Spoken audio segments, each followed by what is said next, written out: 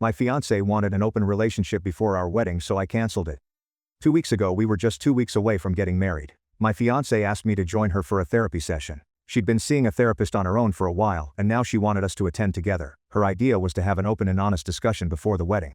It seemed a little strange to me. I thought we were already honest with each other. After all, we were about to tie the knot. Plus, she'd always been very private about her therapy sessions and never shared much about them. I hadn't even met her therapist before. So, being invited to join a session out of the blue felt off. Still, I agreed. The day of the session came and I went to the office. Out of caution, I decided to record the audio on my phone. When I arrived, my fiancé was already there, and I ended up waiting for about 20 minutes before being invited in. The therapist greeted me, shook my hand and made small talk. At one point she said, "You're not at all how your fiancé described you." I thought she was trying to be complimentary, but it still caught me off guard. Then she turned to my fiancé and said, "This might be harder than we thought." That comment sent up a red flag. But I stayed calm, keeping a neutral expression. The kind of awkward smile we all have in uncomfortable situations. The session began and the therapist gave a little introductory speech that I honestly didn't care to follow. My fiancé took my hand as the therapist started explaining how we live in a modern world and how my fiancé wanted us to have a non-conventional marriage moving forward. I smiled, unsure of what she meant. My mind wandered, thinking she might want to discuss her independence, how she wouldn't be a traditional housewife, wouldn't sacrifice her career, and would continue embracing modern ideals of empowerment and equality.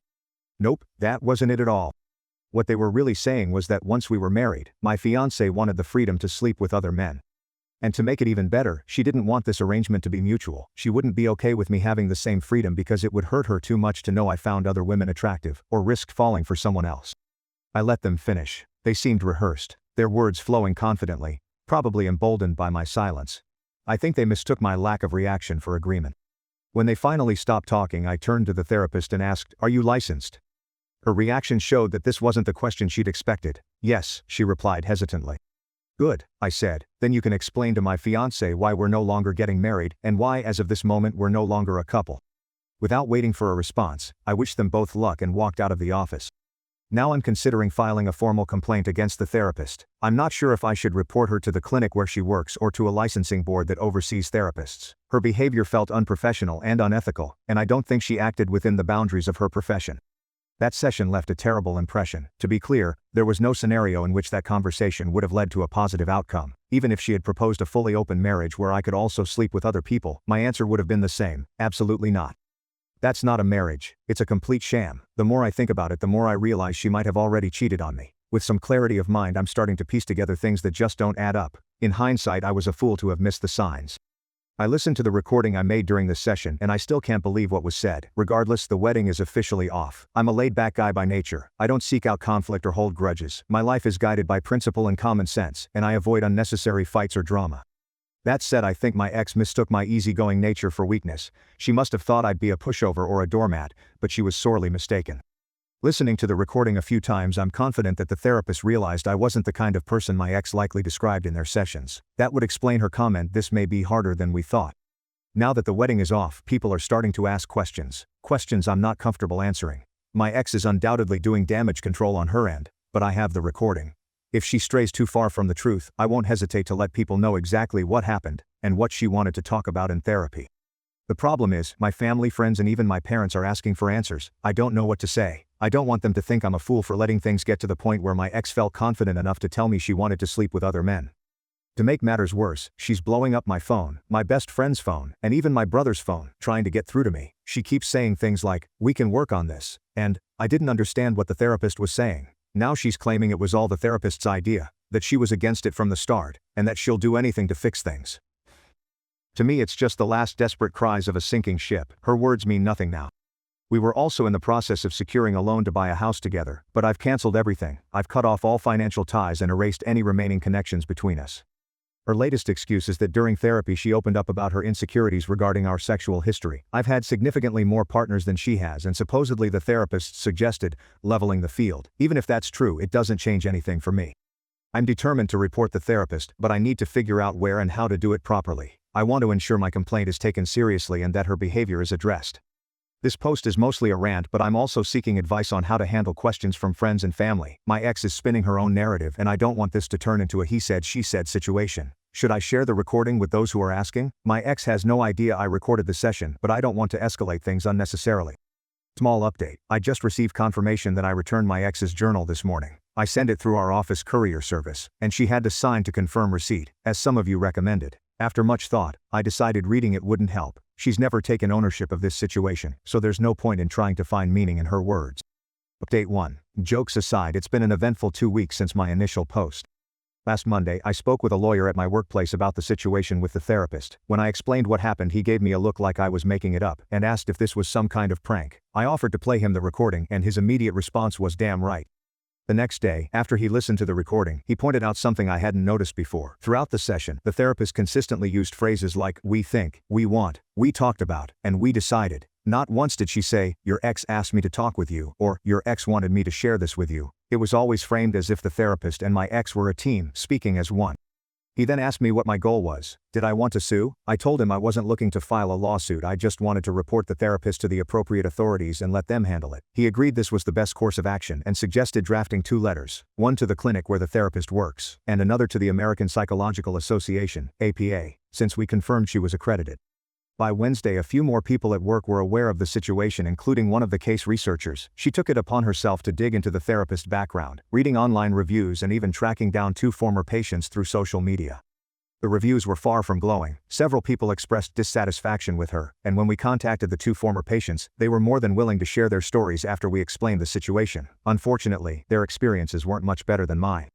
The letters grew into something substantial. We included signed statements from those 2 former patients, my own account of how my ex's behavior changed after she started therapy, and a detailed description of my session with the therapist. On Friday, I met with my parents, my ex, and her parents at my parents' house. During the discussion, more details came to light about what had been happening behind the scenes. That new information was also added to the report about the therapist. This week, the reports were sent out. The clinic responded quickly, calling our office on Thursday morning, likely to confirm if this was a real issue or a prank. We spoke with one of their lawyers over the phone, and once we confirmed the complaint was legitimate, someone on their end could be heard in the background saying, "We're taking this very seriously." One of my colleagues speculated that the clinic had likely received complaints about this therapist before, but this might be the first time the issue was so thoroughly documented. The letter we sent also mentioned that we were reporting her to the APA, which probably added extra pressure. At this point, I consider my part in this matter resolved. I've done what I can. However, after speaking with the other 2 individuals who were treated by this therapist, I sincerely hope she is at least investigated. From what I've seen and heard, she seems to have an agenda and has already caused significant harm to multiple relationships, not just mine. One of the individuals who shared their story about the therapist was a woman, just for the record. Now on to my ex and her parents. Last Friday, my parents called me after work and asked me to come over for a visit. When I arrived, I was greeted by an unexpected surprise. My ex and her parents were already there. The moment I saw their cars in the driveway, my first instinct was to turn around and leave. This meeting was supposed to happen on my terms, but it was clear my ex was trying to take control of the situation. That wasn't going to happen, let me tell you. She was waiting for me outside. She looked good. Exactly the type of person you'd want your parents to meet if you were trying to make a good impression. She told me her parents were there to talk with me and see if we could fix this. When she said they wanted to talk, meaning her parents, it made me wonder if she had either not told them the truth about what happened or given them a heavily edited version they weren't fully buying. She had a journal with her and said she had started writing in it before her therapy sessions began, continuing right up until that Friday morning. She handed it to me and insisted I read it, claiming it would help clear up all this mess. "This isn't a book club," I told her, brushing it off. I was ready to head inside and get this circus over with, but she stopped me and asked for 10 minutes of my time before I spoke with her parents. She kept pushing the journal into my hands, and then started crying. Just as this awkward exchange was unfolding, my sister and her sister came out to check on us. They had apparently been inside all along. Reluctantly, I took the journal, went inside, and said hello to everyone. Then I left my ex in the most isolated part of my parents' garden, a big space with lots of trees and benches. Inside, the conversation began. She told me she had quit her job because the stress had become too much. She had a breakdown, and it escalated to the point where she had to leave. She is no longer seeing the therapist who caused all this chaos. According to her, she originally started therapy for work stress, but the sessions shifted focus to our relationship. It stayed that way because that was the only thing the therapist seemed interested in discussing. She also admitted she never told her parents the real reason why she's now my ex. She's seeing a new therapist now, and this one is supposedly better. The conversation turned from her to us. She started making sweeping offers to fix things. She said I would be in full control, I'd manage all the finances, have access to all her devices, and be able to track her location at all times. She said any property we owned would be in my name. She went on, listing all the ways she'd try to regain my trust. These were the same things she'd been saying in her messages for the past few weeks, but she added even more to the list this time. Honestly, I don't know how she thinks that would be a healthy way to live, for either of us. Then I asked her directly, did you cheat? She told me she had opportunities to cheat but never acted on them. I believe her, but her words angered me. What does she mean she had the opportunity? If you're in a committed relationship, you don't put yourself in situations where such opportunities exist. You don't want those opportunities. It's like saying, I had the opportunity to kill someone today. Why? What were you doing that put you in such a position? Why call it an opportunity anyway? That word makes it sound like something positive. That marked the end of our 10 minutes, and I told her we should head inside to talk with our parents. When we got in, I asked our sisters to leave. I made it clear that this wasn't their concern, and whatever was about to be discussed didn't involve them. My sister huffed and puffed, but a house built of stone can survive a hurricane, and she was certainly not one. I began by explaining what happened, recounting the events of the therapy session and my resolve to end the relationship. I didn't mention the recording. I didn't need to. To my surprise, my ex confirmed everything I said. Her father's eyes welled with tears, and it broke my heart to see him like that. Her mother turned to her and asked, "Is this how you think we raised you? What were you thinking?" My ex then repeated the same story she'd been telling me, how her stress at work had spiraled into depression and a breakdown, which led her to therapy. She said the therapist kept steering the sessions toward our relationship, claiming it was the root of all her stress. According to her, the therapist convinced her that I wanted an open relationship and that she might lose me if she didn't level the playing field in terms of sexual experience. She admitted that my reaction to the therapy session had been a wake-up call. She said she quit her job and was now searching for something less stressful. She cried, repeating that she would do anything to win me back. He brought up the journal again, insisting that if I read it, it would explain everything. She claimed she was never truly on board with the therapist's ideas but went along with them because the therapist was a figure of authority and experience. At this point, both sets of parents turned to me. I told them plainly, someone's private journal isn't the type of literature I read, unless they're a dead poet. Big mistake. What I meant was that private journals typically only become literature if they're from a famous writer or historical figure, and even then they're usually published posthumously. I was also hoping to subtly convey that I didn't want to read the journal because it wouldn't change anything. What was done was done. Instead, everyone stared at me as if I'd just wished death upon my ex. You could practically smell the hostility in the air. Fine, I relented, promising to read the journal. You win some, you lose some, and sometimes you use the wrong words and lose even more. My ex mentioned she's seeing a new therapist now and showed her parents email confirmations of her appointments. The therapist is an older man with a white beard, very Freud-like. I looked him up online. He's married, attends conferences, and has written a few books available on Amazon. He seems like a solid, credible professional. Then her parents dropped the line that really got under my skin. Can you kids work this out? That was the second thing that angered me that day. As if this were child's play, as if we were too immature to be in control of our own emotions or make decisions about what constitutes a betrayal we can't recover from. We're not kids, and this isn't something you just work out because the adults think we should. Sure, I managed to regain some ground after my Dead Poets Society remark earlier. And that's how the day ended. We've known each other for 9 years and have been a couple for 5. Even if there are legitimate reasons for her behavior, how do you go back to being the same? This isn't a simple reset. The way I see my ex has fundamentally changed. She's become a stranger to me, someone I know a lot about but don't really know anymore. Sure, I still find her attractive, very attractive. The way she looked last Friday was incredible, no denying that, but it was also calculated, and I'm not gonna lie to myself about that. Her hair was done exactly the way I like it. She wore a dress I'd bought for her, paired with my favorite shoes, and had just a hint of the perfume I gifted her. And then there's the journal. It's sitting on my nightstand. I haven't read it and probably never will. I flipped through it briefly to see if it was as old as she claimed, and it does seem legitimate. The earlier pages have wear consistent with being written a year ago. The ink has aged, and you can see the progression of time through the entries. The pen she used was attached to the journal and I tested it. It looks like the same ink throughout. The ink level in the pen also matches what you'd expect for a year's worth of consistent writing.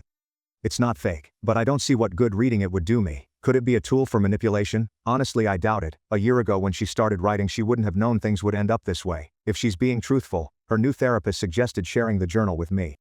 As for how I'm handling people who are curious about why the wedding is off, I keep it simple. We had a significant difference of opinion that we couldn't resolve. It's vague but true. However, if her sister finds out the real reason, and that seems likely given how close she is to their mother, then everyone will know. It's only a matter of time. Our parents are pushing for another meeting next week. They think reading the journal might help, and they're optimistic that we could start fresh. They believe she'll get the treatment she needs, and they see her as the same woman I fell in love with, just not in a good place right now.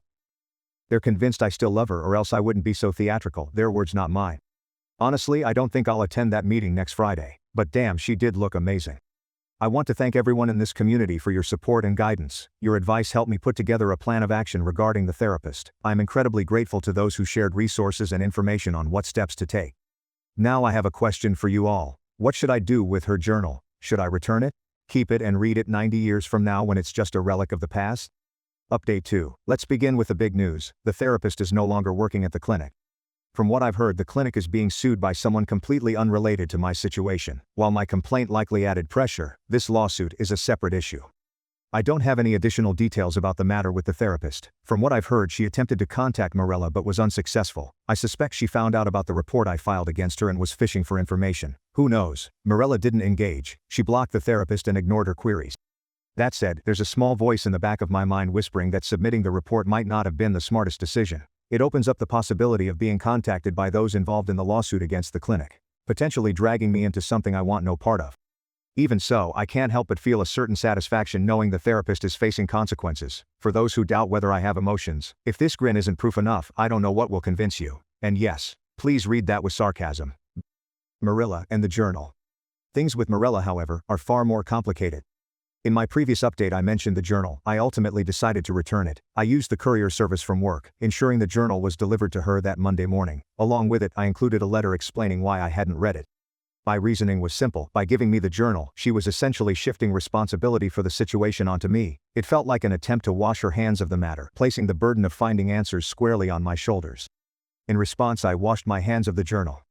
But honestly, as soon as I got confirmation that the journal had been delivered, I felt a wave of regret. Maybe I should have read it. The unexpected visit. Later that day, Mirella showed up at my workplace. She didn't cause a scene or anything dramatic. She simply waited in the lobby, sitting patiently, hoping to talk to me after I finished work. Word got to me quickly that she was there. I was left with two choices: send her away or talk to her. I chose to talk. 3 pillars of collapse. Through our conversation, it became clear that several factors had contributed to the breakdown of our relationship.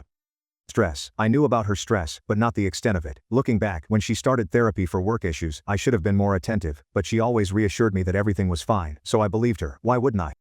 Despite her reassurances, she eventually had a breakdown at work, a fact she hid from both me and her family. The miscarriage. Mirella revealed that she had a miscarriage. She found out she was a few weeks pregnant, and was planning a special way to tell me about it. But before she could, she started bleeding, and it was over. She admitted she didn't tell me because she was terrified I'd see her as unworthy. She knows how much I want to be a father and feared I'd think she couldn't have children. This logic is absolutely absurd to me. Our friends. I've mentioned before in comments that we have friends in open relationships. Enter the friend. One of Mirella's friends reached out to her nearly a year ago and invited her to lunch. During that meeting, the friend immediately began venting about the frustrations of her failed marriage. Her story revolved around her husband, who like me had far more previous partners than his wife. In my case, the number is 26. In her husband's case, it was a staggering 70. Once they got married, her husband insisted on opening their relationship. She's been miserable ever since. According to this friend, the same fate awaited Mirella if she wasn't careful about me. She claimed I was displaying the same warning signs her husband had before their marriage. The fourth horseman, hidden truths. This one hit Mirella on a much deeper level. Our fathers both work in academia and have known each other for 30-35 years. They often attend professional events and conferences together, usually accompanied by their wives.